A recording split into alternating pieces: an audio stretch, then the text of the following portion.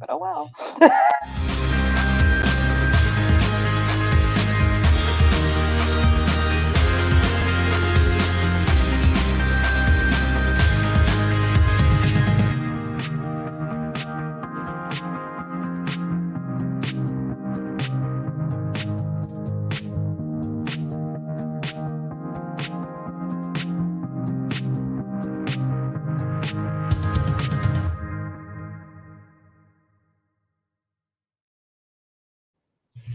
Hello, everyone, and welcome to Part of Your World, How to Add Meaningful Content to an Existing IP.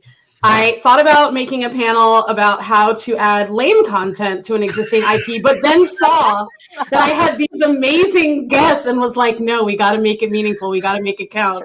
So I am your host, Erin Roberts, and I have two amazing panelists with me. Bianca, unfortunately, was unable to make it, but is cheering us on from wherever Bianca is. But who do we got with us today? Let's start with Rue.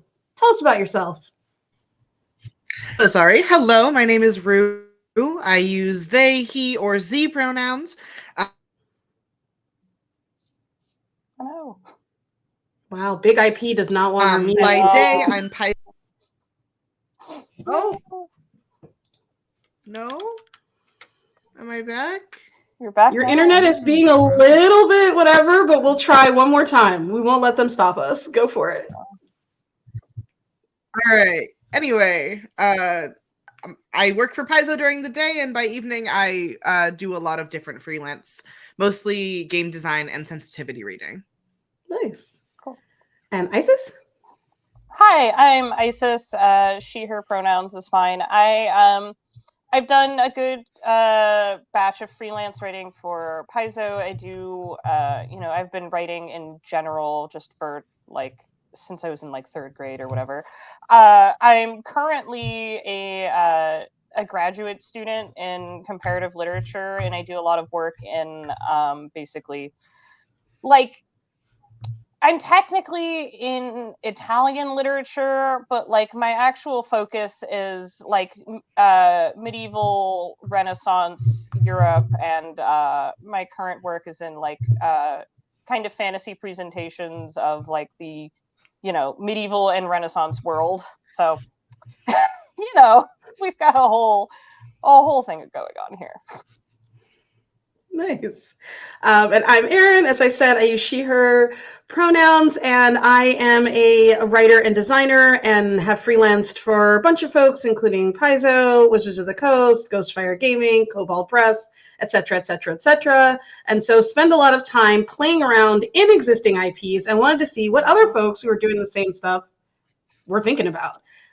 So let's start with the IPs themselves. No, we're not going to break them all down. But what I want to know is list every single IP. No. What I want to know is when you're working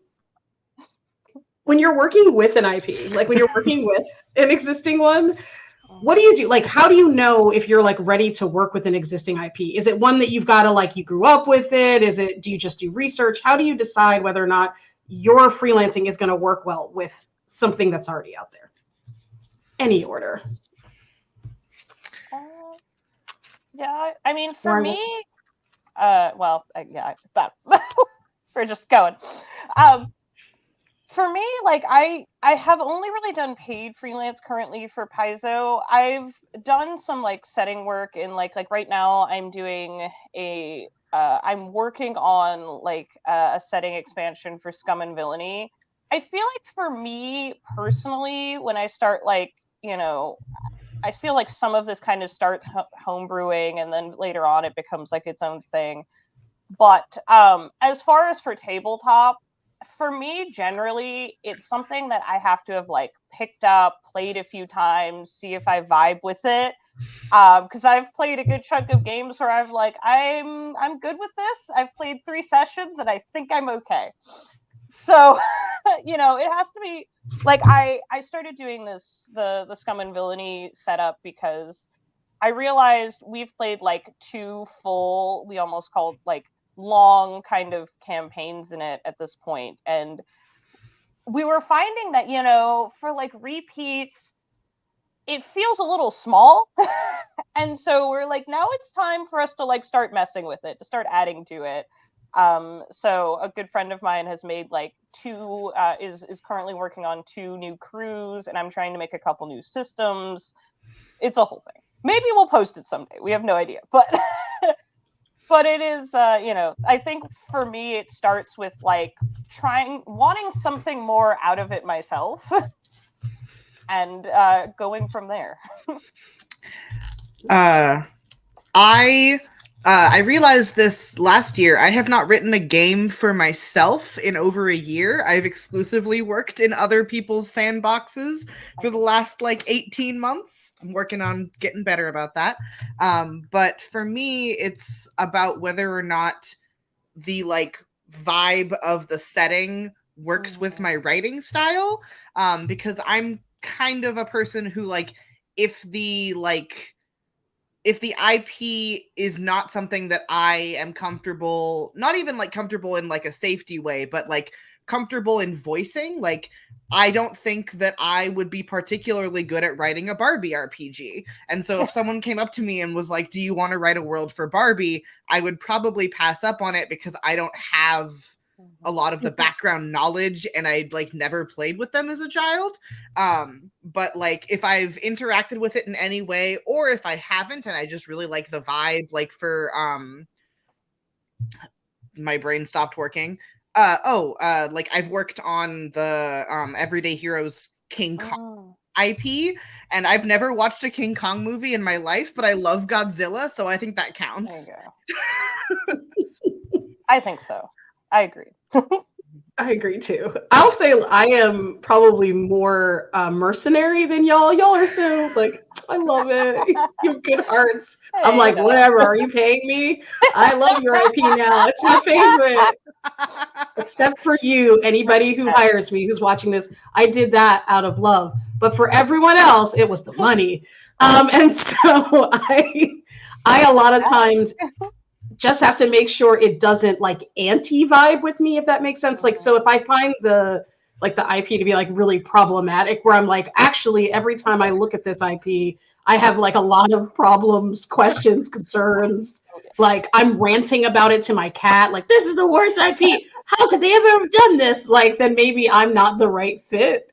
Because ultimately, to me, it's like some of it's like a brand thing. Like if I'm associated with that IP and I hate it, I don't want to have to be explaining for years, like, why did you go work for like murder IP? And I'm like, oh, I'm sorry, I just really like money. And so for me, a lot of times it's just if it doesn't vibe for me. So I do a lot of like, if somebody asks me to do a Barbie, which I don't have any like deep issues with Barbie, let's say, I would just like, people be like, what's going on with you right now? You've watched every Barbie movie, the Barbie cartoon, you read the Barbie comics, your house is filled with Barbie. Like I do a lot of like trying to like get in there if there is content to get. So I find for me, like the biggest issue is if I can't find out anything about your IP. Like if your IP is like only the 3 people who play it know the truth, then it's going to be difficult if I'm not one of those Like 3 people. Oh, But question, Rue, something you said made me gave me an idea for a question, which is that I'm wondering, you said like your writing style and what you bring to the table. And so I'm curious, like how much of a sense of who you are as a freelancer do you have, like as a writer? Tell us what it is, but also like how important do you think that is when you're working with somebody else's sandbox? Yeah. So I have a pretty strong grasp of my strengths and weaknesses as a freelancer because I've been doing freelance writing in tabletop for about 5 years, but overall for about 8 years. And so I know that I'm really good at like player mechanics. I really enjoy writing them and I really enjoy fleshing them out. And I'm less good at just kind of descriptive writing. Like describing scene setting and those sorts of things for tabletop, I'm not as good at.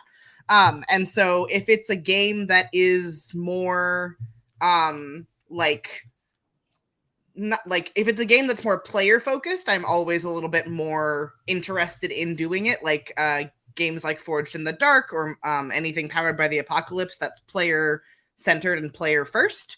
I tend to be a little bit more wobbly with like I don't know this IP, but I know this game structure really well, and so I'm comfortable writing it. Whereas if it was something like making a 5th edition GM book for an IP that I've never really like secure in my writing in that area, so I would need to do a lot more like I would need to be more invested in the IP if I was going to do that, essentially. What about you, Isis? Well, I mean, in terms of writing style, so I do definitely have like things that I really don't like doing, but I do anyway. But secretly, I really hate creature design, but here we are. Here we are. That I have gotten very good at it, but that doesn't mean I like it. It's just very fiddly. But anyway, no, it's kind of strange because I do find that like having a niche sort of as a writer does tend to like help a little bit in terms of like get who finds you for certain things. And I've always been trying to think about what mine is, but I'm going to be honest, I'm kind of a generalist.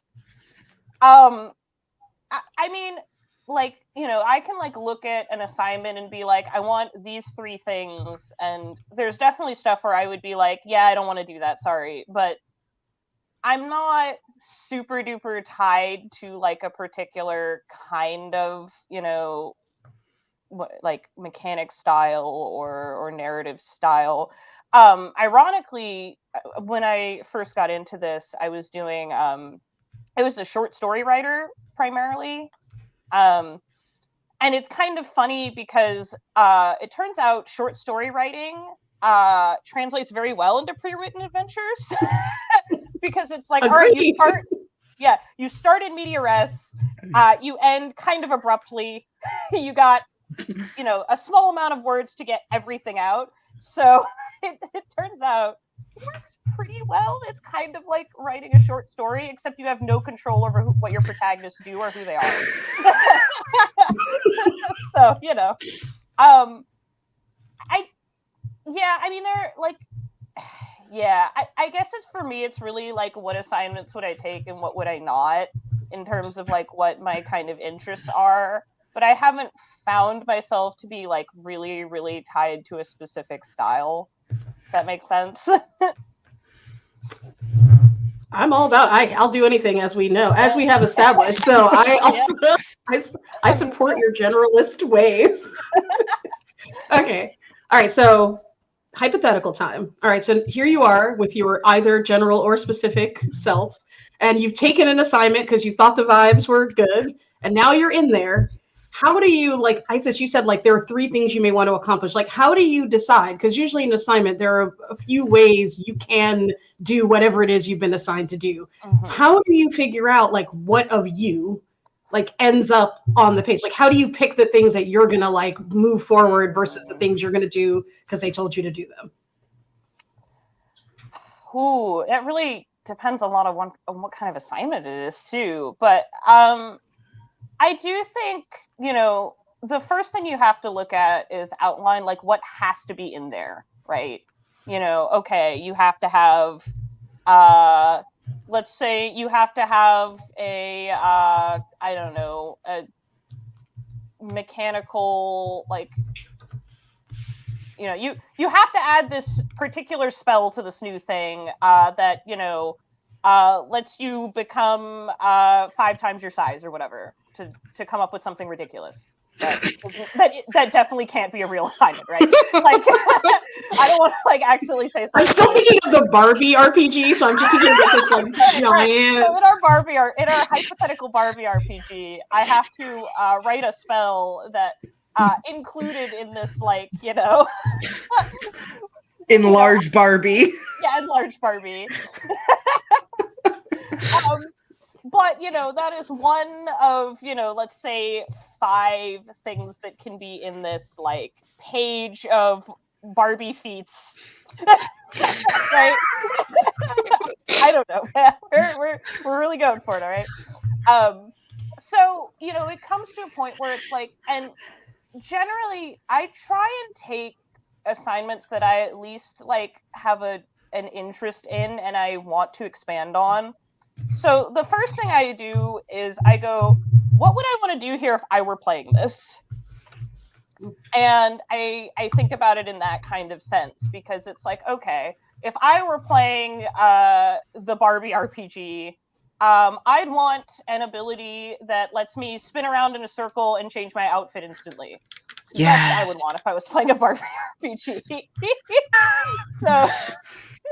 So I think that's usually my step one, is look at what I would want, me personally.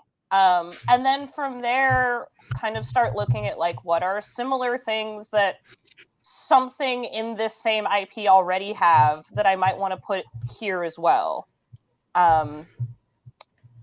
Stuff like that. Because like otherwise it gets really specific to, like, to say for an adventure assignment, one of the things I think about is like, is there some sort of like, not necessarily custom encounter, but is there like a particular kind of challenge that I can innovate on here to do something a little more interesting and original, that isn't going to be too horribly complicated, because that always irritates everyone.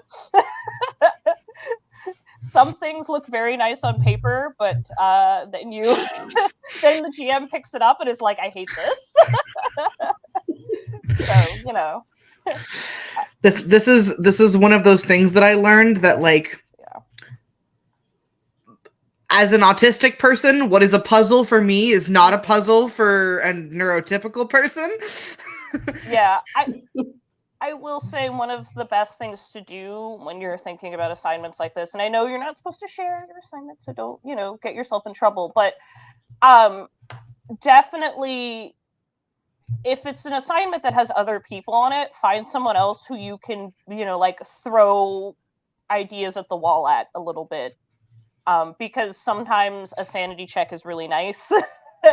It also helps if it's something that's like, an adventure or something longer standing. Please just find a group of people to just sit down and run it. Because the number of things I have found that don't go very well the first time around, and you're like, yeah, that's got to go way back to the drawing board. Yeah, I've tangented a little bit, but anyway.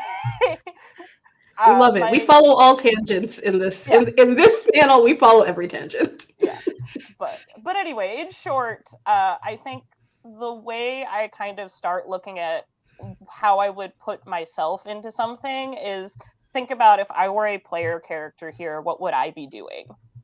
And what would I want to be an option for me that isn't already here? Sort of along the same lines as Isis, except I'm a weirdo and I prefer GMing to playing. And so whenever I'm like designing stuff for adventures or creature design or whatever, I like to think from my own perspective, like, if I were running this dungeon or whatever, what part of this would I like and what part of this would I get rid of? Because inevitably, if you have a mega dungeon, you're not going to see every room because your players may or may not open every door. And so which doors are important to you and which ones aren't is kind of like the way that I approach all forms of design, where it's like, there are 27 rooms in this house, but 4 of them have objects in them, and those 4 rooms are going to be the ones that we're going to like put more work into. But also, I guess, and this differs from company to company, because often when you get an assignment, it'll be like, you have X number of words to accomplish this goal. And so my go-to is always to outline it so that I can definitely accomplish that goal with some words left over. And then using those leftover words, working with, in Paizo's case, we usually call our leads designers and developers. At Renegade, there are developers and project managers, etc. But working with whoever is in that like outlining field above you, and pitching and being like, hey, I've got some extra word count, and I think it would be really cool to have a selection of magic items in this area, or I have some extra word count and I'd like to add an NPC to make things easier. And so making sure that you've got the things that you need, but with a little bit of padding space to add pieces to the world as well. Yeah, the pitching to your lead is definitely a good point. I've done that more than a number of times, so sometimes they'll say no, but it's always worth asking. I also think like pitching early, especially if it's like a lot of times what I'll divide things into are like things that I care deeply about. Like, so maybe I like have like a really big, like everyone has their like hobby horses. I have mine. I grew up in a city, for example, so I care a lot about how cities are depicted in fantasy. So like if there's a city, I'll be like, these are my beliefs about cities, like different panel for that. But like I want to make sure that this thing is like captured as best I can. So I'll pitch it so that if the answer is no, then I'll be like, okay, you didn't like that. But wait, what about this other slightly different version? Or like, how can I accomplish my like deep goal like in some other way? Like, because if I just, if I want to have something, there may be 3 or 4 different ways to get there. And so for those, I pitch early and often and try to think of as many ways as possible of getting to the thing that is important to me. Then there are the things that are just like funsies. And for those, I'm less like when I was a kid, I'm never going to be hired for the Barbie RPG now. When I was a kid, let's start the Barbie RPG right now. I used to swap the heads. That's like my favorite Barbie thing, right? Swap the heads or like throw the head up and hit it with the body like a little baseball set. But like, I'm going to guess that that's not going to be acceptable in the Barbie RPG because that's not the image that they want to put forward. So while I might suggest it, I might be like, well, it's unlikely.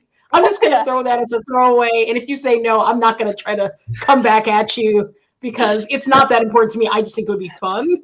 And also, like, I can see where your IP is going and where my brain is going, and they have diverged significantly. But that said, there are times where there are things that you do care really deeply about. So how do you approach it? Like, if there is something where you're like, maybe the IP has something in it that you don't love, or there's something that you've been asked to do that you're like, this feels a little problematic or feels a little bit like not like the way I'd like to see it.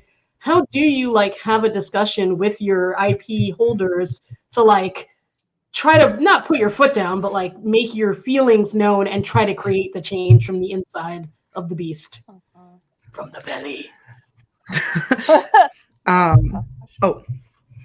I think I have like a benefit in that part of the work that I do is sensitivity and cultural consulting. And so I kind of have a lot of experience, even when I'm not writing for a project, coming to the lead on that project and being like, hey, you really can't call all indigenous people savages in your book. I'm sorry. Don't do that. And so like, I am used to having those quote unquote difficult conversations. And of course, this also comes with a lot of like trust between you and your developer, and knowing that you can go to them and be safe. Like if you are working with or under someone who you don't feel safe talking to, obviously this is a different conversation and sort of a more complex situation. But I think the most important way to go about that is to like ask whoever you're working with directly, like whether it's a writing partner, whether it's a developer, and sit down and be like, hey, I understand this is how we've done it in the past. This is how your IP has managed this in the past.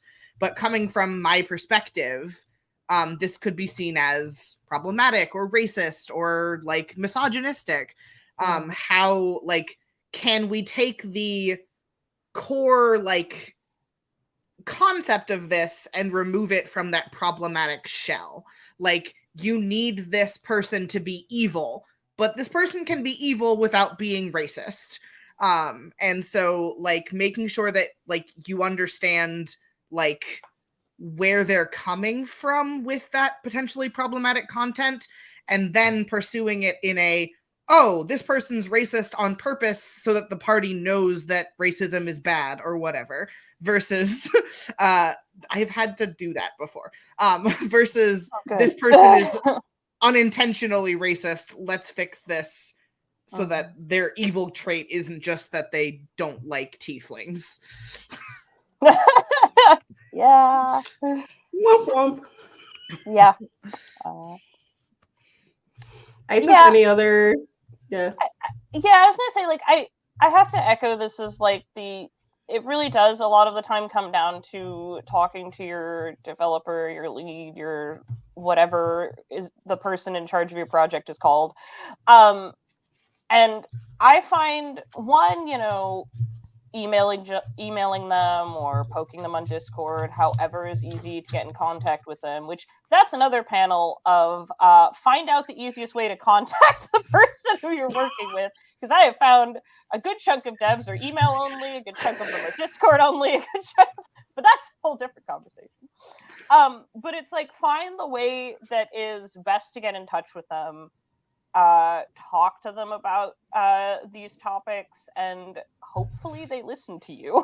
I also find that if you're trying to do something like personally, I'm mixed, and so I do a lot of stuff with, like, I get a project that has like half orcs or half elves in it, I'm gonna start, like, one of the things I'll start doing is like start sticking comments everywhere.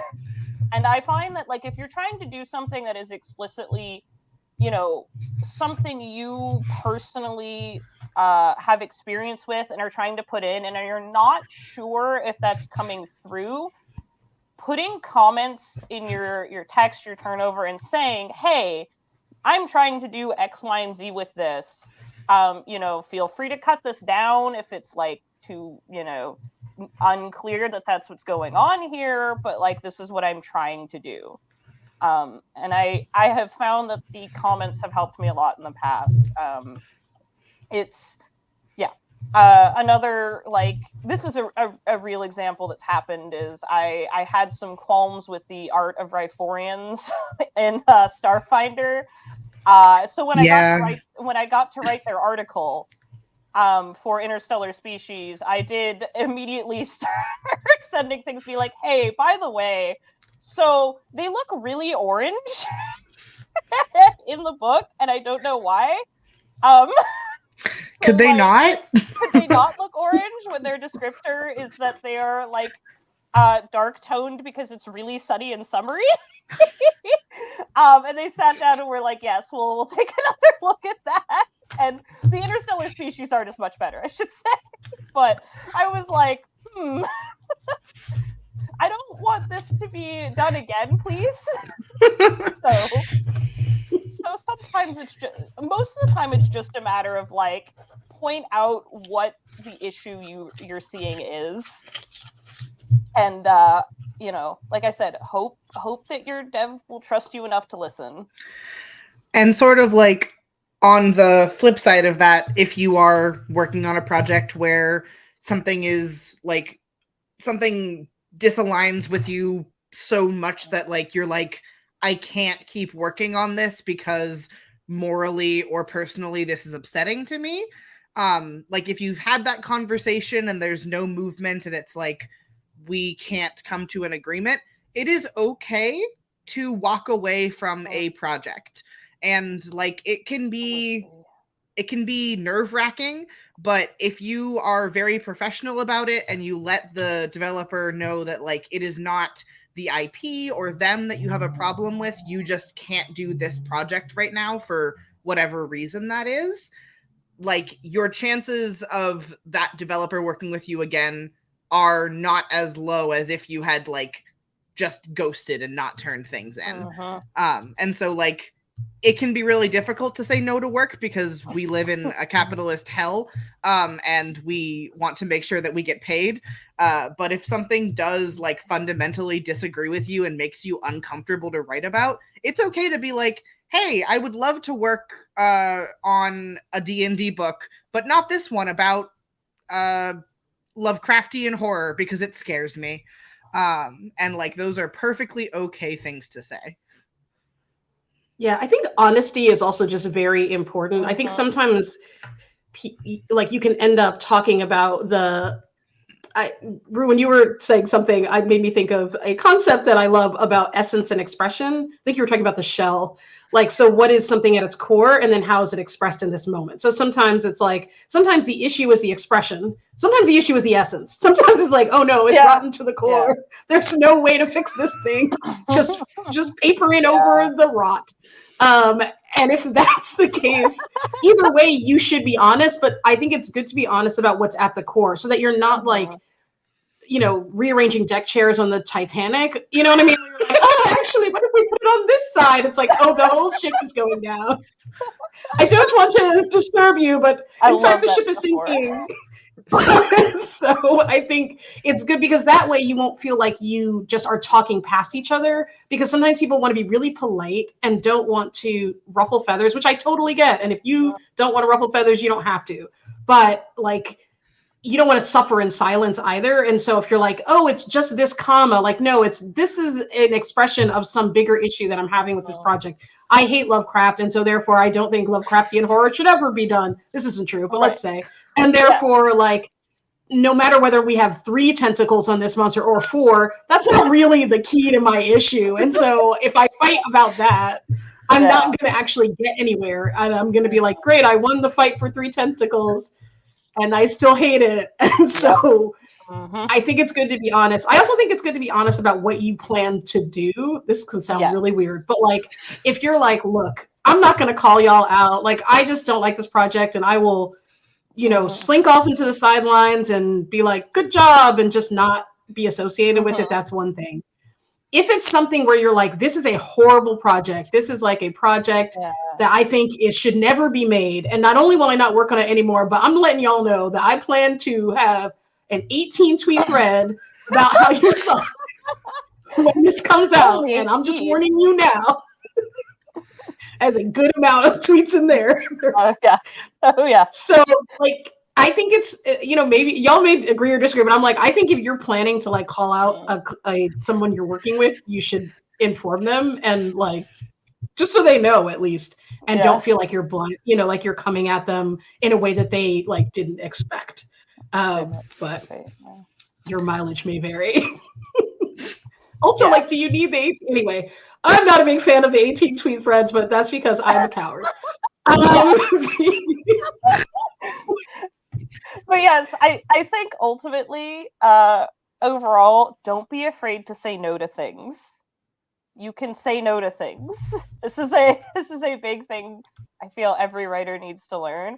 If there is a project you don't like, either you don't agree with it, or it's just not something you find interesting, you can say no. It won't hurt you. It's okay. I say no to things all the time.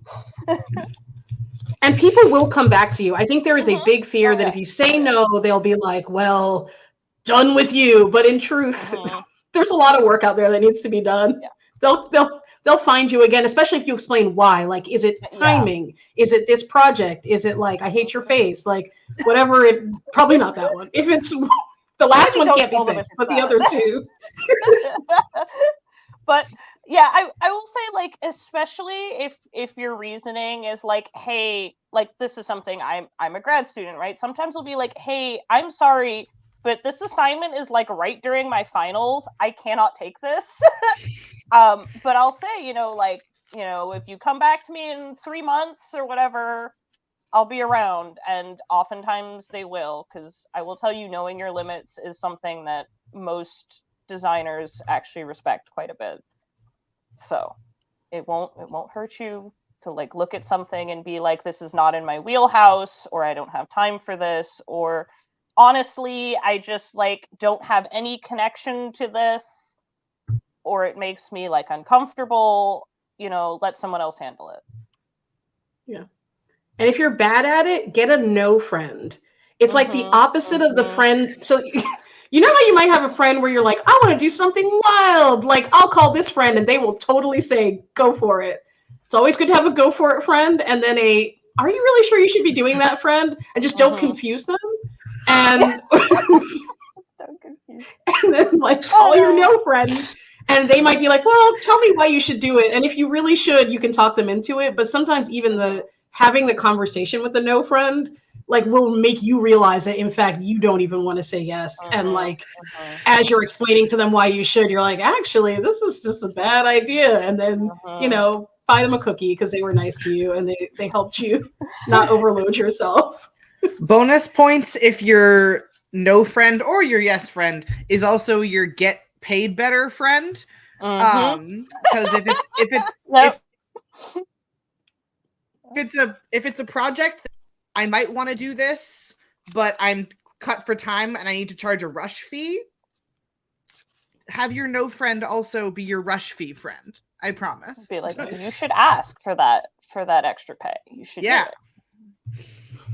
I like that we're gonna have like an Avengers assemble of like friends that five friends that every freelancer needs. That's like a BuzzFeed article waiting to happen. I will be writing that later. Yeah, right. We have a question genuine from the chat, which is sort of the opposite of this, which is when you're working with an IP that you like, that you vibe with, that you're like, I'm all about it. Number one, how do you figure out what it is about it that you love? And then how do you make sure that the things that you love about it are kind of the things that come through in the work that you're doing on that IP work?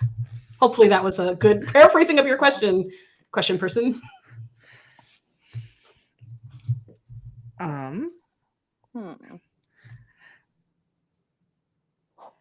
So I can't what I wrote, but I did do writing on the Welcome to Night Vale RPG with Renegade. And I love Welcome to Night Vale. It was my favorite podcast from like when I was like a high schooler onward.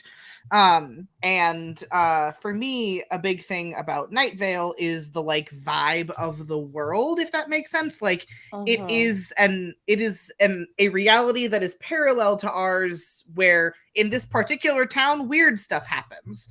And so that weirdness, that otherworldliness is what's most important.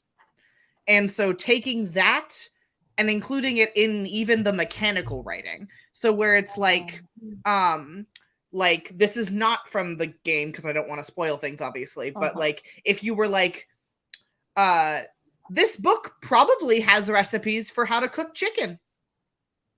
And that's what it says. That is the item's description.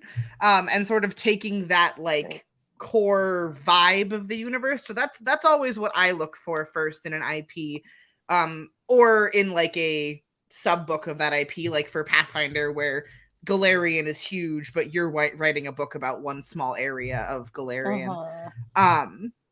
Is like, what is the core like cultural, emotional value of that piece of information, and making sure that comes through in writing, both like narratively and mechanically.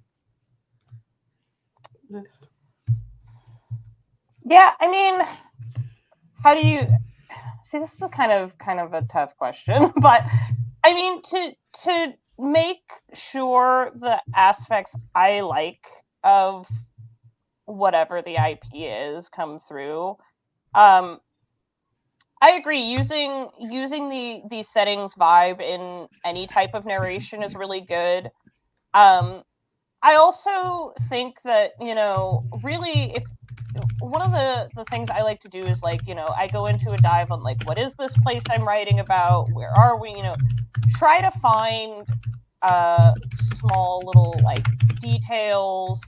And one thing I've learned is like every now and then, one of the things you can do is just to sort of like put in some stuff that might not 100% be like completely spelled out, to just like give a little more, just to give people like something else to cling on to, so like one of the things I try and do is like I look at the setting, I really like this one thing, and like maybe it's not what I necessarily need to write about, but I can put in like, okay, after the destruction of the the Dream Bridge, yeah, after the destruction of the Dream Bridge, this one part of the this one part of the town did a different thing, right? And you don't have to explain how the dream bridge was destroyed. You don't have to say like any of that. Let other people figure that out. But you now found like a specific part that like, you know, you have basically built and that other people can see and is kind of unique to you and has its own little, you know, story that can be made up around. You know, this is one of my favorite things about design is that it becomes this odd, like long conversation. Yeah. Because you said that, and I was like, well, now when I'm writing my supplement, I might do a whole thing about like the you know, the dream bridge. I'm like, oh, I really was curious about like how the dream bridge was destroyed. Like this has been keeping me up at nights. This is my favorite answer that creates a new question. And so when I'm doing 1,800 Barbie dream house items, which is a very long book that I'm doing by myself.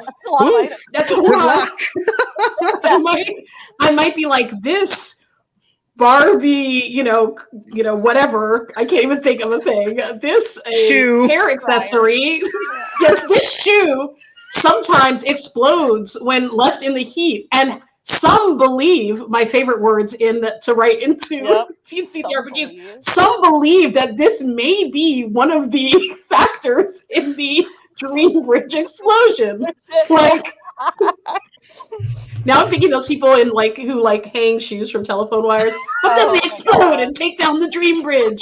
You know, so then like then I'm part of the conversation. Then somebody else might be like, well, maybe this means there's a whole bunch of magic shoes. And is Cinderella a Barbie, in fact? And then like that's how you grow lore in ways that are really fun, but still remain, I think, within the absolute, you know, within the world of this IP that we have, this Barbenheimer IP. Oh no, this has really become Barbenheimer. That we have sort of developed. So we have about like 8 minutes left, so we're going to start wrapping towards our final questions. And if people have questions in the chat, now is your time. Yes. But I'm wondering, we've been giving out a lot. Y'all have been giving out amazing advice. Is there any other advice that you think people should just take with them when they are writing for IPs, like when they're doing their work, just to keep them healthy, calm, you know, happy, fitter, happier, more productive? I think the biggest piece of advice for me, and something that I had to like work really hard at, is like the kill your darlings mentality, where like you could write someone or something that you really love for this book, and because of page count, it might not make it in. And sort of like being mentally prepared to see your work changed or removed or like totally reworked because they had to change the book or they had to make everything into a new system because a new edition was announced and secretly your book is actually for the new edition. I can't imagine that ever happening. And so sort of like being able to love and craft this thing that you're proud of, but divest your self-worth from that thing. Because if you get feedback from a developer that's like, hey, I don't really like this concept that you turned over at your midpoint, can you rework it for us? If you've tied too much of yourself to that concept, it really hurts your self-worth and it can make writing really difficult and like coming back from that really difficult. Whereas if you're like, okay, that was work that you paid me to do, I'll do different work that you'll pay me to do. And sort of like having that good, safe distance is really important for me. Yeah, I agree with that. I think also like your, like, yeah, the emotional tie that you might have, like if you're finally writing for this IP that you've like loved since you were like, you came out of the womb thinking about that IP, then you, which is odd, but it can happen. Me with the Lord of the Rings. There you are. Then you might like have beliefs also that are in your version of the IP, because part of what we all do is when we interact with IPs, there's the thing on the page and then the thing that we have read into the thing on the page. And so sometimes I've been in projects with folks who are even more strongly into an IP than I am, and they will absolutely start arguing, which you don't want to do with the developer, about what their own IP is. You're like, you don't really understand your own work. And it's like, the developer is always right in some ways because they're the one paying you. Otherwise, you just need to go do a supplement on your own or do something where you don't have to worry about that actual, you don't have to worry about that problem. But sometimes you just have to let things that you're very strongly feel about go. And if it's identity stuff or things about like, racism, like don't let that go. But if it's like, I always believed that like Barbies had no soul and like it turns out I can't put that in the project, you may just have to like let that one go. Yeah. Any thoughts before we do our closing round advice? I mean, I think I think that's really good advice. Don't get too attached to something that could disappear. And that includes your villains, by the way. I know that they always say that freelancers really enjoy villains because it's the only thing we get to write, but you have to understand that your villains are intended usually to be defeated. So, be very aware of that. The other thing is, I know I mentioned like niches earlier. I want to say, if you're someone who has a niche for a specific, like, let's say even a specific part of an IP, don't be afraid to very much like let everybody know. Okay, I know that's a little bit annoying, and you might think it would, some people will be bothered by it, but like, let's say in our Barbie RPG here that you're just really into wigs only, but you just want to write everything around wigs. That's good to tell people. It's good to let anyone who's in charge of the project know. Don't be afraid if you tell 5 different people that. It's okay. It's good. It's good to have a niche if you have one. Yeah, no, 100%. And people remember that stuff. And then when it's time to do the all wigs book, then they'll think of you, and you will, and better that than to be like at home, like reading the all wigs book, being like, if only everyone had known my secret desire to write wigs. Exactly. This is exactly how I will react if any of my coworkers make a book about diseases in Pathfinder without talking to me. I let every developer know that I want weird diseases in my games.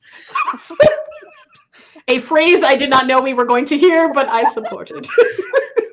I have a degree in microbiology. I love it. Oh, that's another great thing. And then a quick like plug what you're doing. But if you have expertise in an area or something that you do that people don't necessarily know you do, like I'm like really know about microbiology, or I once did X. Those are the skills that you need to like let developers know are going on, so that like they are aware of them when you can, or like talk about it on Twitter. Like talking about things that make you in places when you're not trying to get work helps people think of you when that work comes up. Well, the last 2 minutes, tell us who you are and where we can find you and why you're amazing. Isis, you first. My name is Isis. You can find me on both Twitter and Blue Sky at @Wazenstein. I'm less on there these days because grad school kicks you in the butt. But anyway, but I'm around. You'll find my name in a good half a dozen Paizo products a year. And someday when I get this thesis out, maybe you'll find me there. But you can always find me on Discord and some social media places. And like I said, maybe one of these days I'll finally finish the Scum and Villainy thing I'm working on and put it somewhere and for people to see. Rue? And I have been Rue. I use they, he, or Z pronouns. By day, I am Paizo's marketing and media specialist, so you can come and see me on Paizo streams and stuff like that. And by evening, you can find me on Twitter as Ilana Knight 13, which is below me, and then everywhere else as just Ilana Knight without the 13. And you will see me in Paizo books. I'm working on Daggerheart along with Aaron. I'm working on the Night Vale RPG, and just I like working on things, so you'll see me around. Yeah. Agreed. I've been your host, Erin Roberts. You can find me everywhere at Nirele, Nirele, which is L Erin backwards, and in lots of awesome products with these, yes, with these people who have been amazing. Thank you all for joining us. Thanks for being there. I will at least be in the Discord afterwards, and we thank you for your attention, time, and awesomeness. Bye.